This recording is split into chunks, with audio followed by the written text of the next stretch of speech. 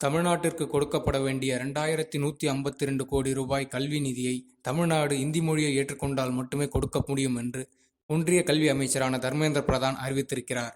இந்த சூழ்நிலையில் இது சம்பந்தமாக எழக்கூடிய கேள்விகளை உங்களுடன் பகிர்ந்து கொள்ள விரும்புகிறேன்.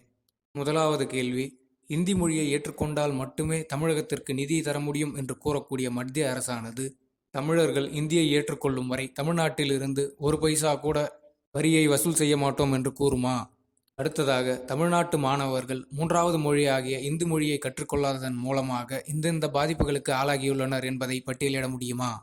அடுத்த கேள்வியாக, தமிழ்நாட்டை தவிர பிற மாநிலங்கள் மும்மொழி கொள்கையை ஏற்றுக்கொண்டிருக்கக்கூடிய சூழ்நிலையில் எந்தெந்த மாநிலத்தில் மற்றும் எத்தனை பள்ளிகளில் தமிழ் மூன்றாவது மொழியாக பயிற்றுவிக்கப்படுகிறது என்ற தகவலை பட்டியலிட முடியுமா?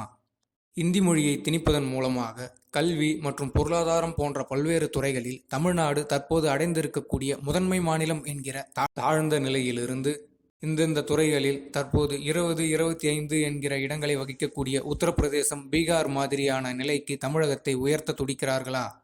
அடுத்த கேள்வி, வடமாநிலங்களிலிருந்து தமிழ்நாட்டிற்கு புலம்பெயர்ந்திருக்கக்கூடிய தொழிலாளர்கள் தமிழ் தெரியாமல் துன்பப்படக்கூடிய சூழ்நிலையில் தமிழர்களை இந்தியை கற்க வைப்பதன் மூலமாக வடமாநில தொழிலாளர்களினுடைய மொழி சார்ந்த சிக்கலை தீர்ப்பதற்காக இந்தி மொழி திணிக்கப்படுகிறதா?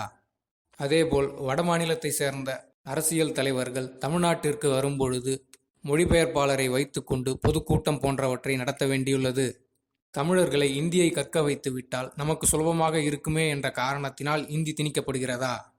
இந்திக்காரர்கள் இந்தியை திணிப்பதை புரிந்து கொள்ள முடிகிறது. அதே சமயம் தமிழர்கள் என்று கூறிக்கொண்டு வடக்கத்தியர்களுக்கு ஏஜென்ட் வேலை பார்க்கக்கூடிய அரசியல் தலைவர்கள் தமிழ்நாட்டிற்கான நிதியை பெற்றுத்தரவில்லை என்றாலும் இந்தியை திணிப்பதில் இந்திக்காரர்களை விட மும்முரமாக இருப்பது எதனால்?